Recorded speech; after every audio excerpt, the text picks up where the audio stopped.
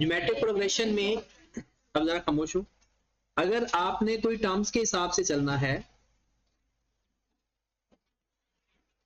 तो किसी भी टर्म को फाइंड करने का जो फार्मूला है A N is equal to A R की पावर एन माइनस, ठीक होगी बात। और अगर हमने सम करना है तो सम के हमने डिफरेंट फार्मूलाज देखे। अगर हमने सम ऑफ टर्म्स फाइंड करना है उसका फार्मूले हमने 3 पढ़े, अभी 2 मेरे ख्याल में 3 ही सीखे थे। सबसे अगर r ग्रेटर देन 1 है तो उसके लिए फार्मूला हमने पढ़ा S N is equal to A R की power N minus 1 R minus. एक फार्मूला पढ़ा हमने r लेस देन 1, इसका फार्मूला पढ़ा S N is equal to A into 1 minus R की पावर एन, और एक फार्मूला पढ़ा r is equal to 1, S N is equal to N. ठीक है, अब ये बहुत रेयर केसेस में पेपर में आता है, आज तक तो नहीं आया, हो सकता है वो पूछ सकता है हमसे कि अगर नंबर ऑफ वैल्यूज कुछ खुद बता देता है और एक ही वैल्यू बता देता है, हमने उनको मल्टीप्लाई करना है तो उसका हमारे पास सम आ जाएगा। यानी इसका सवाल अगर आ सकता है तो वो कहता है कि first value of geometric progression is 7 and all values are constant। Constant का मतलब क्या होगा, एक जैसी सारी वैल्यूज। तो जब एक जैसी सारी वैल्यूज आती तभी तो R1 आता है। Number of values are 20, number of values are 20। Find sum of total values, find sum of total values. इस तरह का कोई सवाल वो बनाने की कोशिश करेगा तो हमारे पास फर्स्ट वैल्यू है 7, टोटल नंबर ऑफ वैल्यूज हैं 20, हमने फाइंड क्या करना है, टोटल सम। तो इस तरह के क्वेश्चन में फार्मूला क्या बनेगा, n। तो हमारे पास n है 20 और 140 हमारा आंसर आ जाए। इसका सवाल अभी आज तक आया नहीं, और अगर आएगा तो इन तीनों में से वो 2 वैल्यूज आपको दे देगा और एक वैल्यू हमसे फाइंड करवा देगा। आज हमने सीखना है फार्मूलाज, आज सीख लेते हैं, खत्म हो जाएंगे, फिर उसके बाद हम इसके बाकी चीजें पढ़ते रहेंगे। मतलब इसके क्वेश्चन की प्रैक्टिस तो हो सकता है कल तक भी रहे। तो है फार्मूला क्या है, सम ऑफ इनफिनिट सीरीज।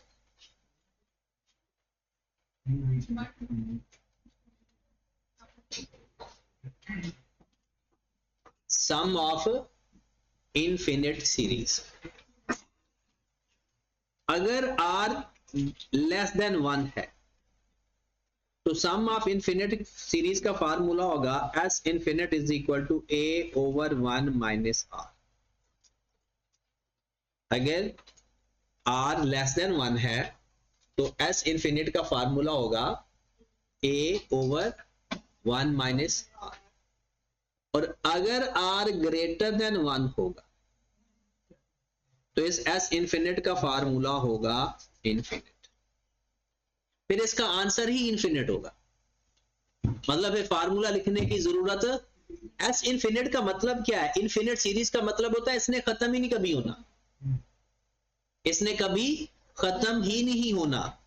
अब जब खत्म ही नहीं होना तो जब ये बढ़ती जाएगी वैल्यू, और इनफिनिट का मतलब है नहीं खत्म हो रही, तो इसका मतलब सम भी इसका कुछ इनफिनिट ही होगा। और लेस देन r का मतलब ये होता है कि ये वैल्यूज कम होते होते एक दिन 0 हो जाती है, कम होते होते एक दिन 0 हो जाती हैं, और 0 के बाद ये हमेशा 0 रहती है, नेगेटिव में नहीं होती। ये 0 जब एक दफा हो जाए तो फिर क्या रहेगी, हमेशा 0 रहेगी। और जब 0 हो जाएंगी उसके बाद तो फिर वहां तक तो सम हो जाएगा, आगे वैल्यू तो है ही सब 0।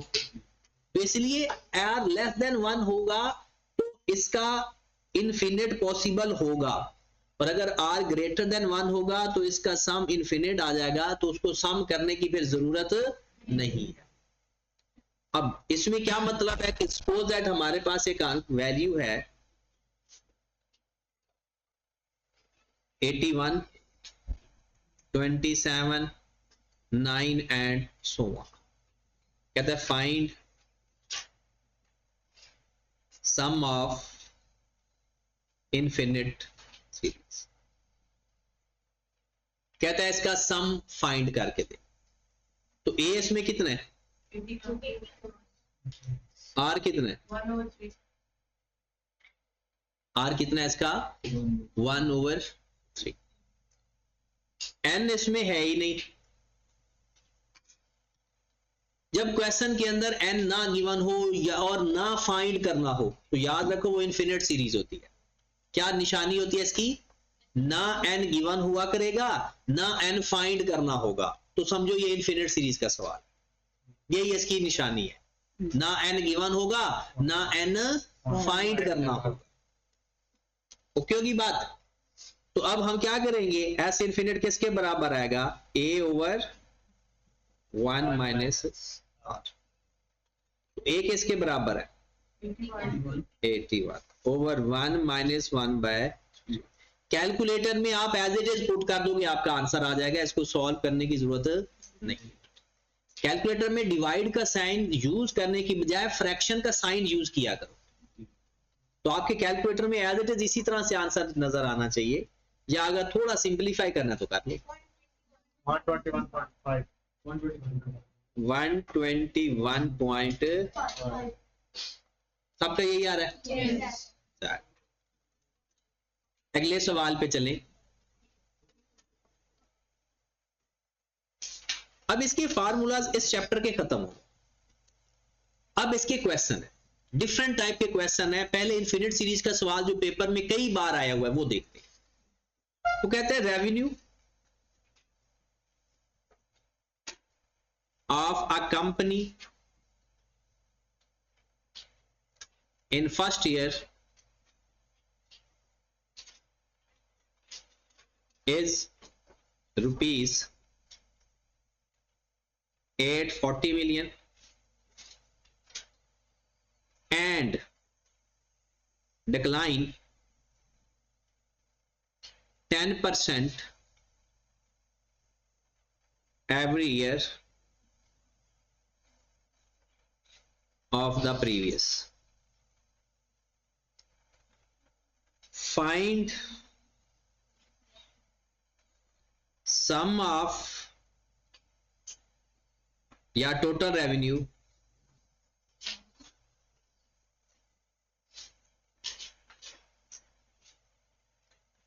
over the life of the company.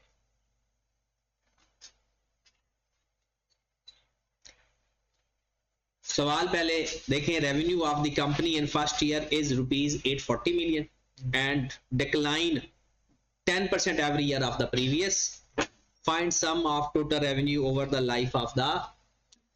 इसमें दो नए कॉन्सेप्ट दोनों समझाने हैं इसको क्वेश्चन के अंदर, तो ध्यान से सीखनी है बातें. सबसे पहली बात, कंपनी की लाइफ कितनी होती है? अनलिमिटेड. क्योंकि गोइंग कंसर्न के अंदर हमने ये पढ़ा हुआ है अकाउंटिंग के अंदर कि कंपनी की जो फ्यूचर लाइफ है वो अनडिफाइन होती है. इसका मतलब है यहां टोटल लाइफ इनफिनिट है. दूसरी यहां पर इंपॉर्टेंट बात, और ये सारी जिंदगी के लिए याद रखना है, जब भी आपकी वैल्यू परसेंटेज में इंक्रीज हो रही हो या डिक्रीज हो रही हो, क्या समझना है हमने, ये जरा इस कॉन्सेप्ट को सीखें. अगर आपकी वैल्यूज परसेंटेज में इंक्रीज हो रही हो या परसेंटेज में डिक्रीज हो रही हो, तो वो क्वेश्चन हमेशा ज्योमेट्रिक प्रोग्रेशन का होगा. वो क्वेश्चन हमेशा ज्योमेट्रिक प्रोग्रेशन का होगा, अगर इस फॉर्मेट का सवाल है तो, मतलब अरिथमेटिक या ज्योमेट्रिक प्रोग्रेशन का सवाल है तो अगर परसेंटेज में वैल्यू इंक्रीज या डिक्रीज हो रही है तो ज्योमेट्रिक प्रोग्रेशन का, और अगर वैल्यू में इंक्रीज या डिक्रीज हो रही है, जैसे 50 से वैल्यू बढ़ गई, 50 से कम हो गई, वो अरिथमेटिक का होता है, वो हमने किया भी है। तो इसमें आप लोगों ने आर कैसे फाइंड करना है, 1 प्लस परसेंटेज, और इसमें आर कैसे फाइंड करना है, 1 माइनस परसेंटेज। मेन ये इंपॉर्टेंट है कि जब भी ज्योमेट्रिक प्रोग्रेशन का सवाल होगा, परसेंटेज में इंक्रीज या डिक्रीज आएगा, तो अगर वैल्यू बढ़ रही होगी तो 1 प्लस परसेंटेज, और अगर वैल्यू कम हो रही होगी तो 1 माइनस परसेंटेज। वैल्यू बढ़े तो 1 प्लस परसेंटेज, कम हो तो 1 माइनस परसेंटेज। Got it. अब 1 प्लस, इस क्वेश्चन के अंदर वैल्यू बढ़ रही है कम हो रही है, कम हो रही है, तो आपका जो आर है वो किसके बराबर आएगा, 1 माइनस 0.10, 1 माइनस 10%, 1 माइनस 10%, तो कितनी वैल्यू आ जाएगी, 0. अब आ जाओ, अब वापस दोनों सवाल हमने सीखे, दोनों सवालों में एक सीखा कि कंपनी की लाइफ इनफिनिट होती है अगर वो ना बताए तो, और दूसरा आर कैसे फाइंड करते हैं अगर परसेंटेज में चेंज आ रही हो, इंक्रीज है तो 1 प्लस परसेंटेज, डिक्रीज है तो 1 माइनस परसेंटेज। ठीक होगी बात। अब आए जरा, आपके पास ए कितना है, 840, आर कितना है, 1 माइनस 10%, जो कि कितना आ जाएगा, 0.90, और हमने टोटल रेवेन्यू फाइंड करना है। टोटल से क्या मुराद है, सम फाइंड करना है, तो S infinite A over 1 minus R, A किसके बराबर आ जाएगा, 840 ओवर 1 माइनस 0.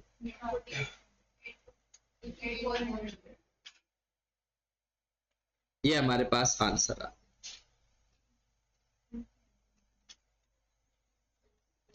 ये सवाल पेपर में कई बार रिपीट हुआ है, एग्जैक्ट नहीं, ये कॉन्सेप्ट कई बार रिपीट हुआ, और सबसे ज्यादा इस चैप्टर में से यही सवाल रिपीट हुआ। अब एक और सवाल लिखें,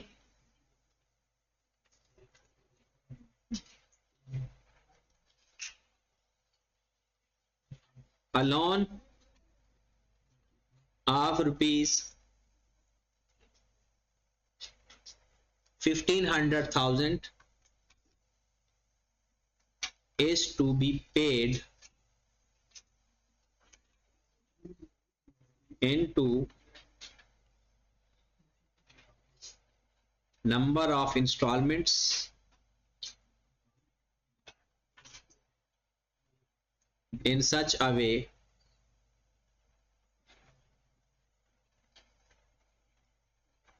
first installment is ₹70,000 and every next installment increased by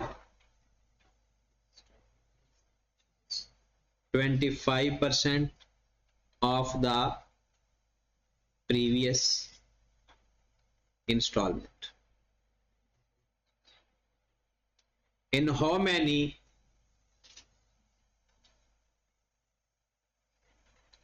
installment total debt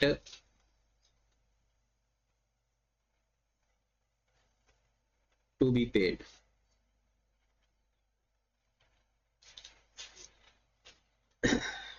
₹15,00,000 आपने देना है। किस तरह से, पहली किस्त आपने ₹70,000 देनी है और हर अगली किस्त 25% ज्यादा देनी है। कितनी किस्तों में आपका 15,00,000 लोन पे हो जाएगा? पहले लिख लो, सवाल कंप्लीट लिख लो।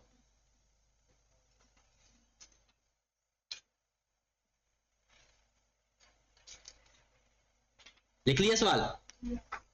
अब आपने पे कितने करने हैं? 15,00,000। अच्छा, ये क्वेश्चन आपने अरिथमेटिक प्रोग्रेशन में भी पढ़ा था। yes. 15 लाख क्या चीज है? AN है या SN है? SN। 15 लाख क्या है आपका? क्योंकि टोटल पैसे देने, ये एक किस्त नहीं है कोई, एक सिंगल किस्त होती तो ये AN होता। उसके बाद आपकी पहली किस्त कितनी है? 70,000। ये क्या चीज है?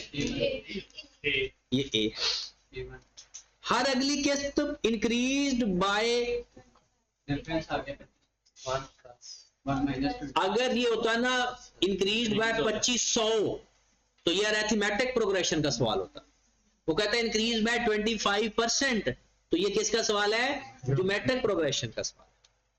क्योंकि जब परसेंटेज में चेंज आता है तो वो R होता है, और अगर अमाउंट में चेंज आएगा तो वो D होता है। तो R हमारा कितना हुआ यहाँ? R is equal to 1.25। अब फाइंड क्या करना है? Number of instant. तो करो फाइंड फिर। SN is equal to AR की पावर N-1 ओवर R-1। अब वैल्यूज पुट कर दो, हमारा आंसर आ जाएगा। 15 lakh is equal to A कितना है? 70,000। R कितना है? 1.25 की power N-1 over 1.25 minus, solve for X ही करोगे? करो जरा, सॉल्व फॉर एक्स कर लो पहले, फिर उसके बाद देखते हैं कि सबका आंसर बराबर आना चाहिए। सब किया करो ताकि कैलकुलेटर पर भी आपका ना हाथ सीधा हो जाए। अपने अपने कैलकुलेटर में पुट करो 8.28। सब लोग पुट करो जरा 8.25। ये किधर से? किसी को पता भी नहीं चल रहा।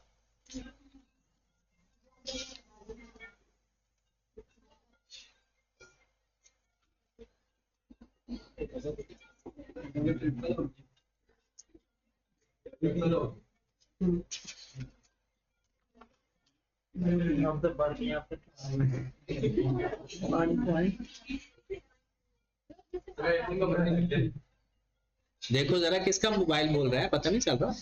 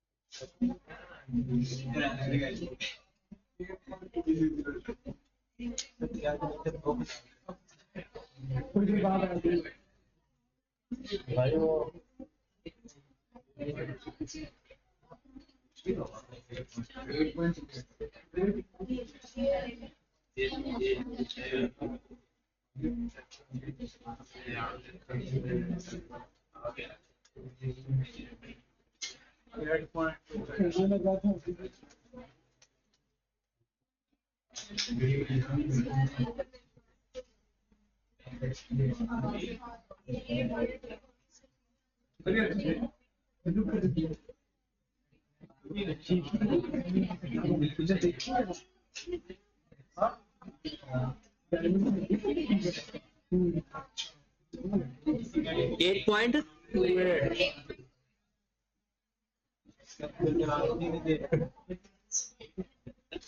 कितना आंसर दोगे? 9।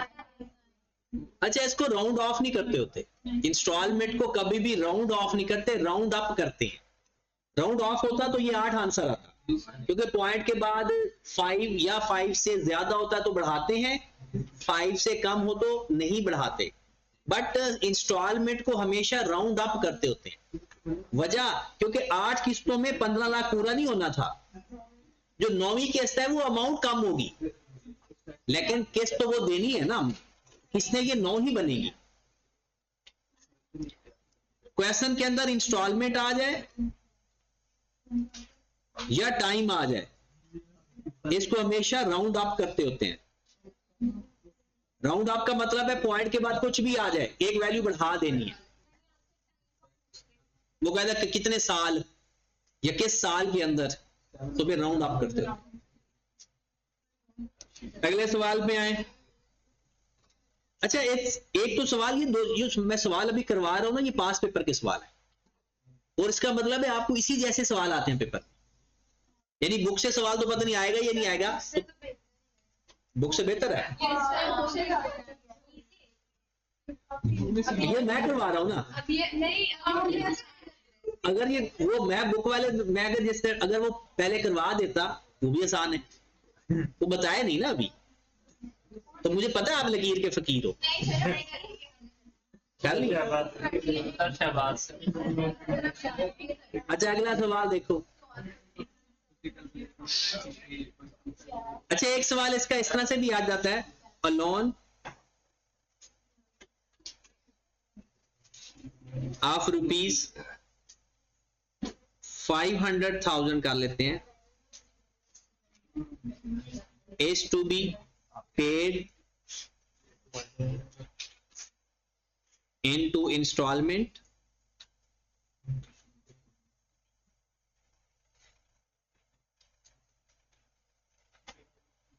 first installment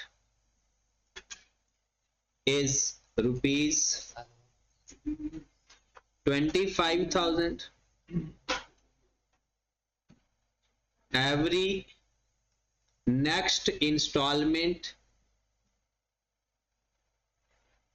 is 1.2 time of the previous.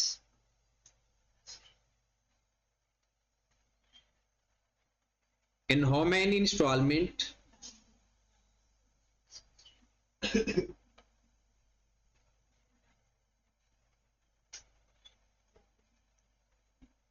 total debt to be paid?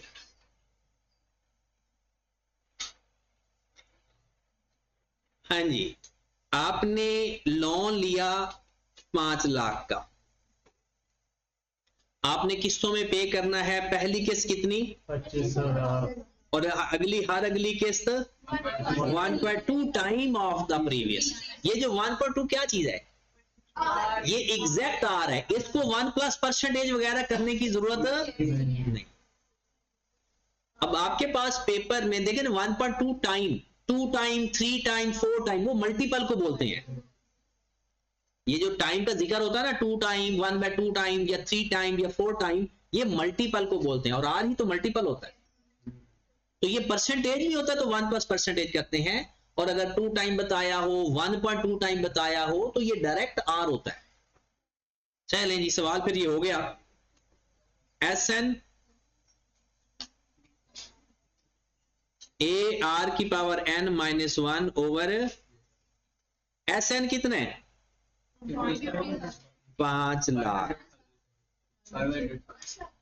ए कितना है 25,000, आर कितना है इसमें 1.2, एन फाइंड करना है -1 ओवर 1.2 माइनस। अच्छा कुछ कैलकुलेटर वो जवाब ही नहीं देते, पता या लेट देते हैं, तो वो उसको फिर लॉग के साथ कर लिया करो। वो लॉग का तरीका भी मैं सिखा देता हूँ इस क्वेश्चन के अंदर। पहले तो आप कैलकुलेटर में पुट करिए ना, फिर लॉग का तरीका सिखाता हूँ। 8.8 n 8.8 अप्रोक्सीमेटली। अब इसको बगैर कैलकुलेटर के करते हैं। अच्छा जिसका कैलकुलेटर से नहीं आ रहा वो 25,000 मल्टीप्लाइड बाय और फिर ब्रैकेट स्टार्ट करे, ब्रैकेट से पहले मल्टीप्लाई लिखा करे वो, फिर उसका कैलकुलेटर से जवाब आ जाएगा। जिसका नहीं आ रहा, जिसका आ रहा है फिर तो ठीक है, 2 नंबर होगा ना वो कैलकुलेटर। 2 नंबर से मुराद है कि वो कॉपीज होती हैं। अब जरा देखिएगा इसको लॉग के जरिए कैसे करते हैं। अब आ जाए, इस 1.2 में से 1 माइनस किया, कितना आंसर आ गया,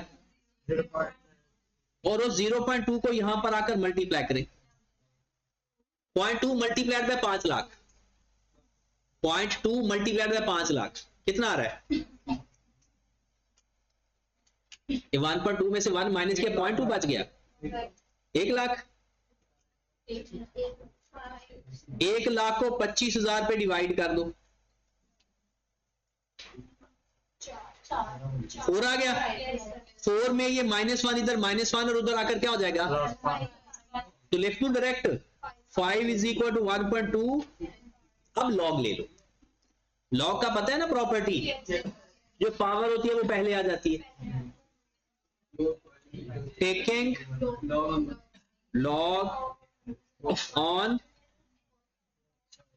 अच्छा पेपर में ये नहीं लिखना, डायरेक्ट ले लेना, क्योंकि पेपर में तो एमसीक्यूज आते हैं। log 5 is equal to n log 1. हमें चाहिए n, वो आपके पास एक पेज गिवन होगा, उस पर रफ वर्क करके जवाब तो हमने टिक ही करना है, एक ही पेज होता है, नहीं आधा पेज भी यूज नहीं होता। जब आप पेपर तक जाओगे ना तो कैलकुलेटर के इतने यूज टू हो जाओगे कि सारा पेपर कैलकुलेटर भी हो जाता है। अकाउंटिंग में काम आता है रफ पेज, इसमें नहीं आता। हाँ जी, तो log 5 ओवर log, हाँ जी नहीं, उसको पता है सारे मांगने वाले हैं तो ये मांगते ही रहेंगे पेपर को, इसलिए उन्होंने फिक्स कर दिया।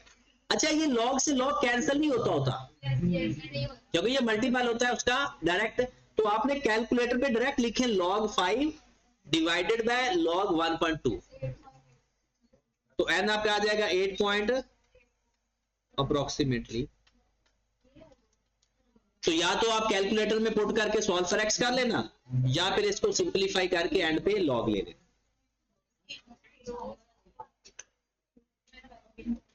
चलो जी,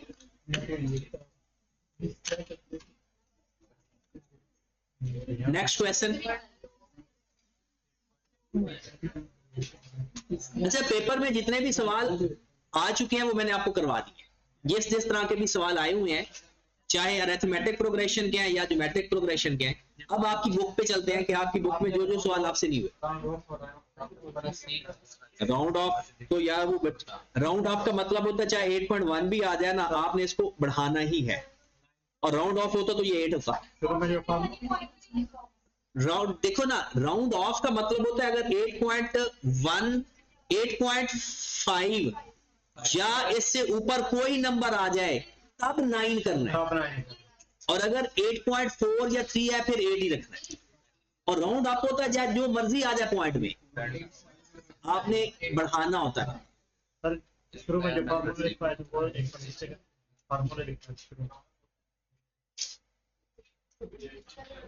और ये किस केस में राउंड अप करना है? जब इंस्टॉलमेंट फाइंड करनी हो या टाइम का जिक्र, ईयर्स फाइंड करनी, फिर तो ठीक है, फिर अगर वो उसने पॉइंट में दिया हो फिर पॉइंट में ही लिखेंगे। अच्छा अब आप अपने क्वेश्चन बताओ जो आपसे नहीं हुए। 20। अच्छा अब 1 बाय 1 करने हैं, क्योंकि इस कोई फार्मूला नहीं है, अब कॉमन सेंस है, फार्मूले में नहीं है, कॉमन सेंस का मसला होगा। वो तो हो जाता है, लेकिन आपने कहा था लिख के ला, वो सब में थियरी में लिखना ऑप्शंस के आंसर यार कहां तक 30 तक थे? यस चलिए 30 वाला हो गया। यस सर वह बोलना खत्म करे ना, उन लोगों को भी बोले थे जिनके सवाल नहीं हुए। पहले शुरू से ही कर देते हैं, पहला सवाल बताएं, पहले 15 में से जिसका कोई सवाल है बताओ, पहले 15 में से 9 वाला निकाल, इस तरह से करते हैं, पहले 15 फिर अगले 15।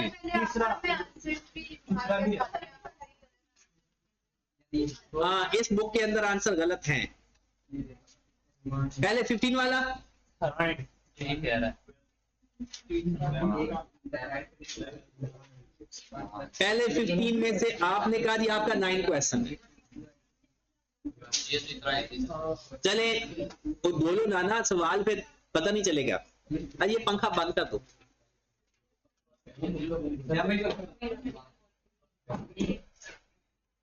वो एक दफा ये इसको नीचे आराम आराम से कहना बंद हो जाएगा।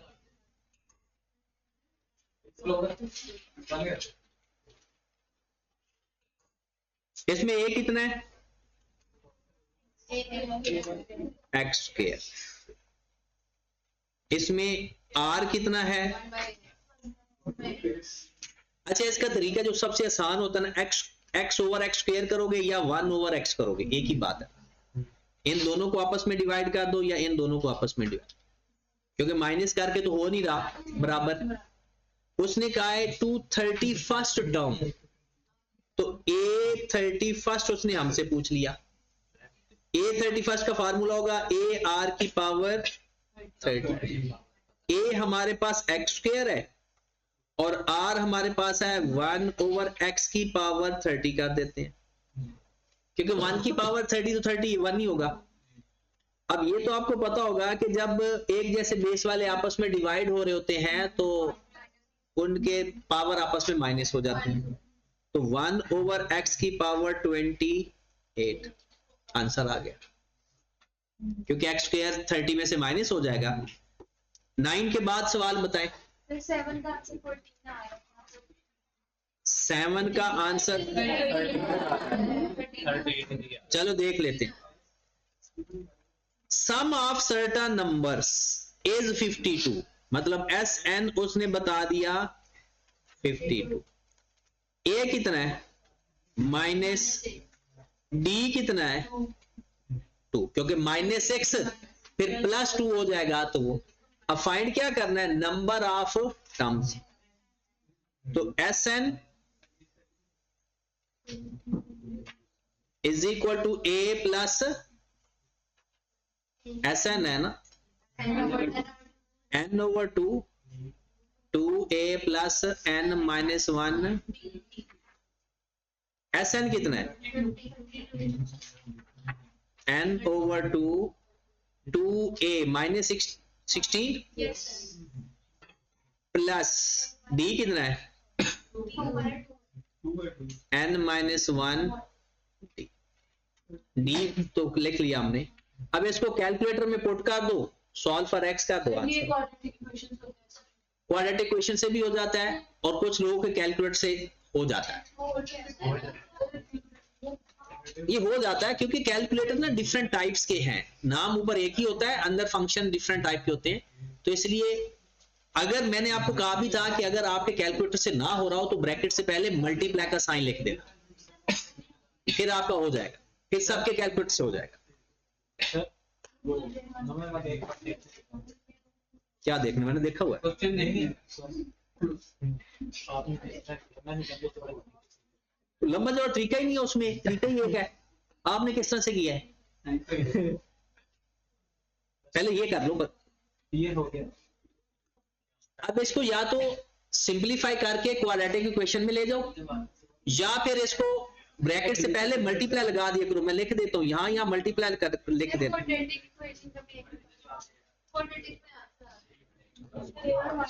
दोनों से आ जाता है। वो कैसे करते? वो कैलकुलेटर से कैसे करते हैं? नहीं, क्वाड्रेटिक इक्वेशन का फॉर्मूला है। हाँ नहीं, तो वो आपके कैलकुलेटर में क्वाड्रेटिक इक्वेशन डायरेक्ट है, ax स्क्वायर प्लस bx वाली। अच्छा, वो इधर जब मैं आप लोगों को करवा रहा होता हूँ ना, तो 2-4 लोग कर रहे होते हैं, बाकी ऐसे बैठे रहे होते हैं। साथ साथ कर लिया करो ताकि उसी वक्त आपको पता चल जाए कि आपसे आपके कैलकुलेटर से होना है या नहीं होना।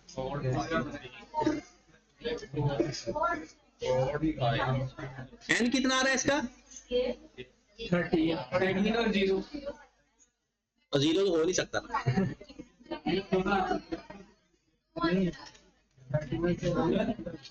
13 और -4। अच्छा, 9 में क्या है? ये अपना क्या आपका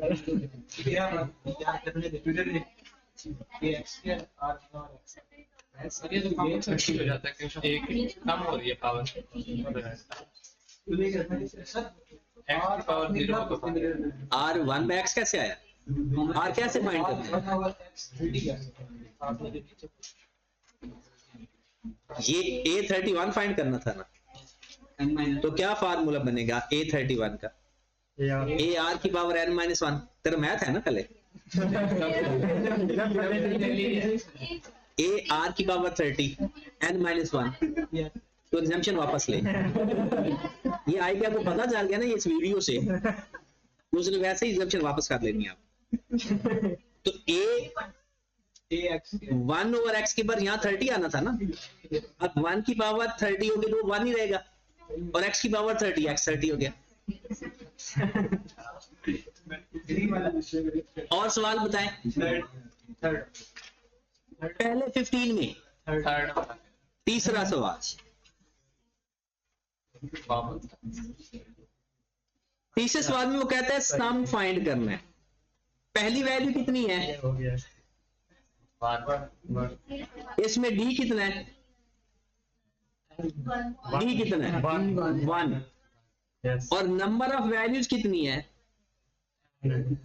और हमें फाइंड क्या करना है Sn, क्योंकि सबको वो प्लस कर रहा है ना, तो जब प्लस करेगा तो सबको प्लस करेंगे तो वो n ही वैल्यूज आएंगी। तो अगर आप Sn फाइंड करोगे तो फार्मूला क्या बनेगा, n/2 2a plus n minus 1। तो Sn में n तो n ही है, 2 into 1 plus n minus n/2 n plus, जवाब आ गया। यस आप इसको मल्टीप्लाई करें वो n/2 से बचेगा, इसमें 2 से कैंसिल हो गया। 2 माइनस 1 है, 2 में से एक और गया। अच्छा, आपको ये नहीं पता चल रहा कि मैंने n+1 कैसे लिखा है, 2 में से एक दूसरे फॉर्मूला से डायरेक्ट a plus n। चले नेक्स्ट। और सवाल बताएं हमारा में से कोई पहले 15 में। नहीं 5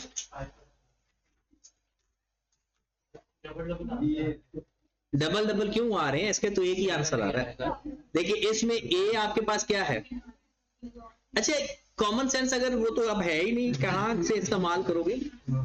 आपने देखा कि सबके नीचे √7 आ रहा है, आप चाहो तो √7 को खत्म करके बाकी सवाल हल कर दो, जो जवाब आएगा उसके नीचे √7 लिख देना। मेन तो ये है। अगर इसके बावजूद भी आपने करना है तो आपके पास जो दो है a आ रहा है वो कितना है, 3/√7। जो d आ रहा है 1/√7। कैसे, 4 माइनस 3 या 5 माइनस। उसने कहा है कि ये जो टर्म्स है, आखिरी टर्म कितनी है 17। बस ये ख्याल रखना है कि ये आखिरी टर्म है या सबका सम है, ये ख्याल रखना होता है। an is equal to a plus n minus 1 17/, हमसे पूछा n कितना है, तो n का फार्मूला यानी an is equal to a plus n minus 1 d। an कितना आ जाएगा 17/√, a कितना है हमारे पास 3/√7 प्लस n हमने फाइंड करना है, d हमारे पास है 1/√7। पहले इसको दूसरी साइड पर लेकर जाए, 17 में से 3 माइनस हो गया तो क्या बच गया, plus n minus 1 over multiply by 1/√। ये √7 इधर डिवाइड हो रहा है, उधर जाकर मल्टीप्लाई होगा तो ये आपस में कैंसल हो जाएगा। तो हमारे पास बच क्या गया 14 is equal to n minus 1, और n किसके बराबर आ गया, आंसर आ गया। और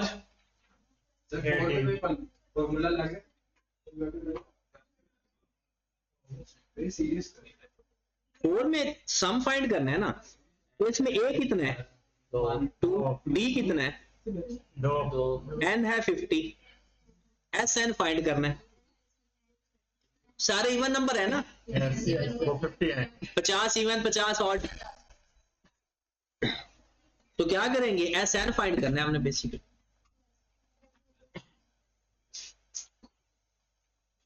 सच में मुझे ना आप ये हैरत हो रही है कि पता नहीं आप लोग मैट्रिक आ कैसे गए हो यहाँ तक।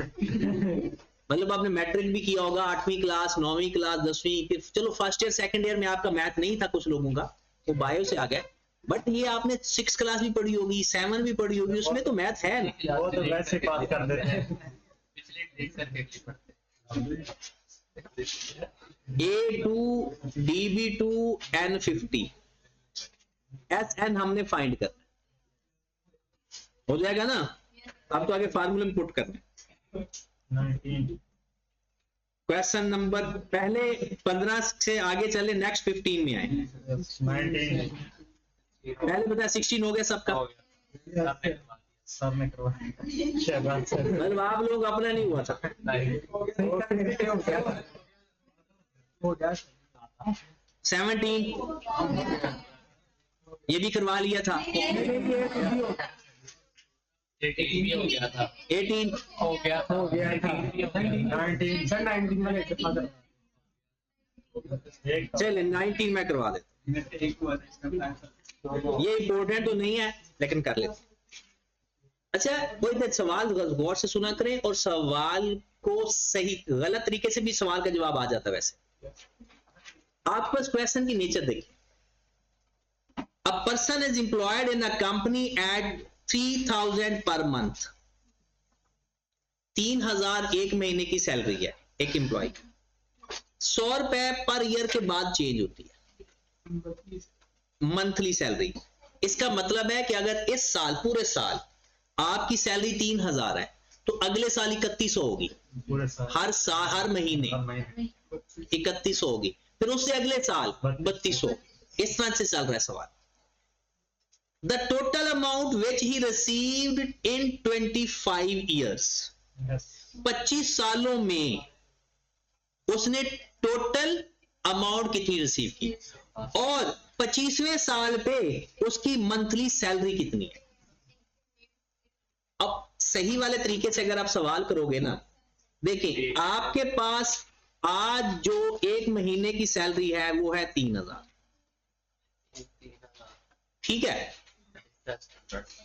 क्या ये एक महीने की है या एक साल की है? एक महीने की है। ये है एक महीने की।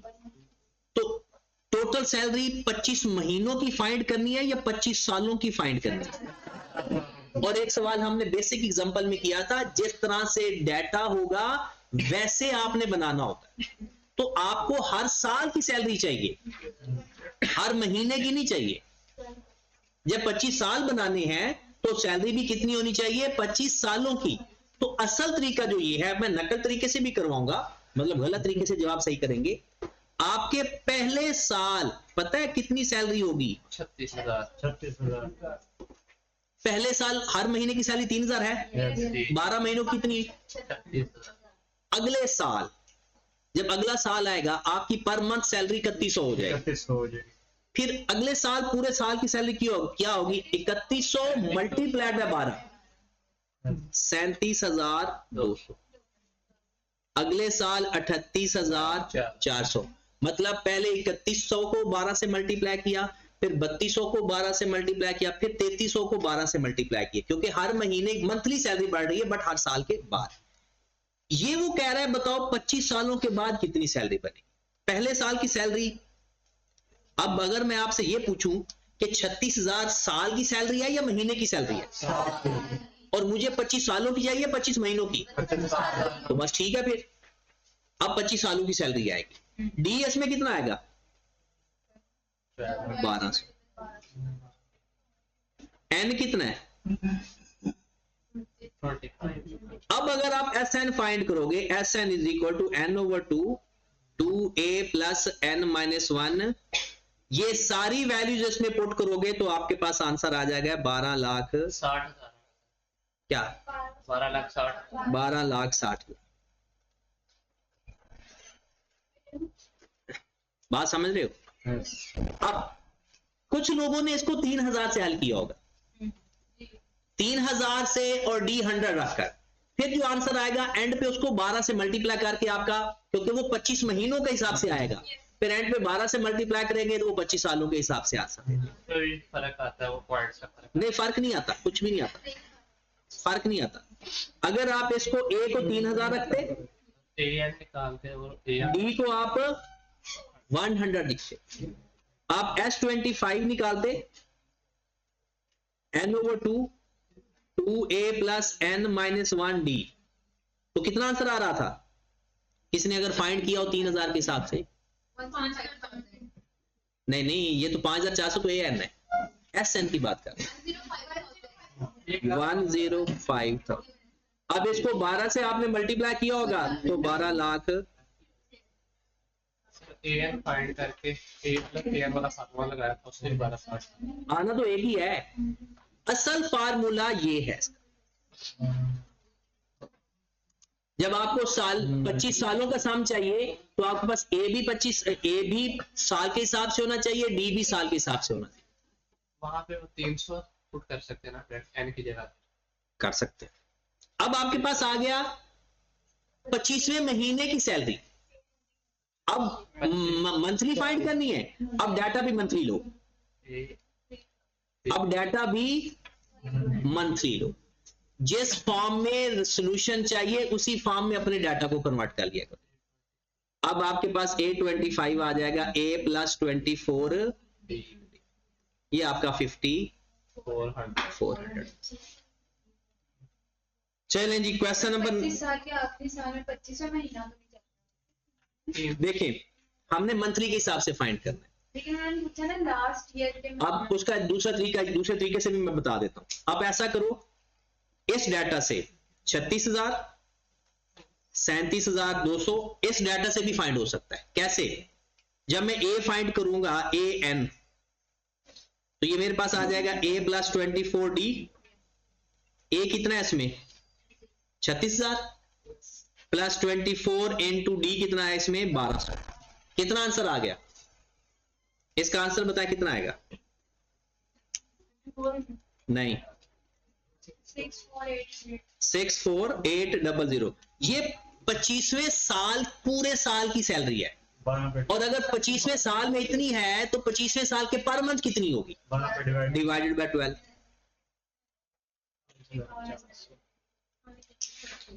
तो ओरिजिनल तरीका ये था, और वैसे तो उससे आंसर तो आ रहा था, लेकिन वो पर मंथ के हिसाब से बनता है। तो बेहतर होता है कि ये ओरिजिनल तरीके से सवाल किया करे, जिस तरह से उसने पूछा हुआ, क्योंकि सिर्फ जवाब ही हल करना नहीं होता, जवाब फाइंड करना ही हमारा मेन मकसद नहीं होता। असल चीज होती है कि क्वेश्चन के साथ हम जो हल कर रहे हैं वो मैच भी कर रहा हो। और सवाल बताएं। 22 22 नहीं करवाया था फिर आपने? करवा लेते। आपका गया था, आपको रेफर किया। चले, sum of all natural number between 500 and 1000 divisible by 13। अच्छा, बाकियों का भी मैं तरीकाकार बता दूंगा, जो आपने सर से करवा लिए थे, कि जो बच्चे ऑनलाइन ले रहे होते हैं उनको तो फिर करवाना पड़ेगा ना। पहले ये सीख लें, sum of all natural number between 500 and 1000 divisible by 13। ऐसे सवाल आप लोगों के खुद हो जाने चाहिए। सवाल ये है, कहता है कि 500 और 1000 के दरमियान वो सारे नंबर जो डिविजिबल बाय 13 हैं, डिविजिबल बाय 13 हैं, उनका सम बताओ।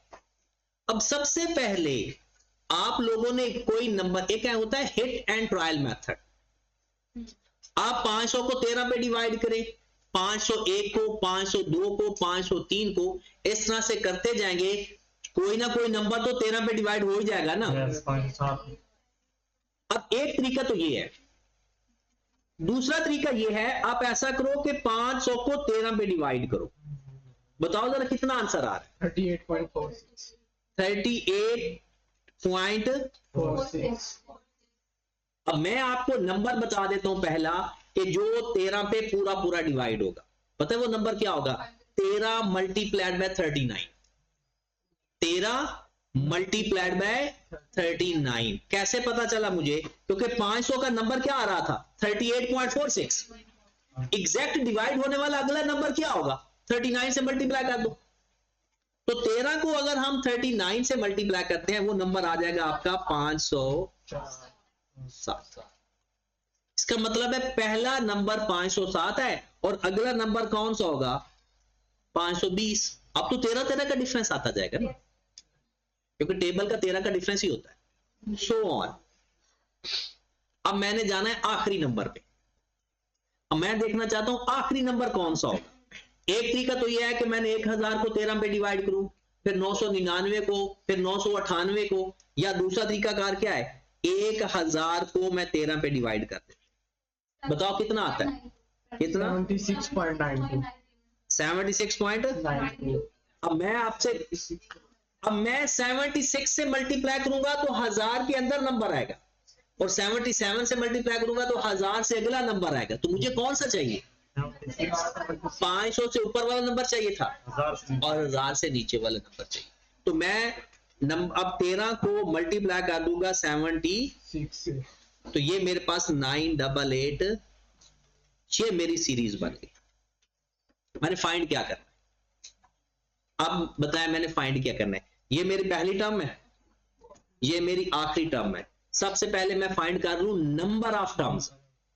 एक तरीका तो यह है कि इन दोनों को आपस में माइनस करो, आपके पास नंबर ऑफ टर्म्स आ जाएंगे।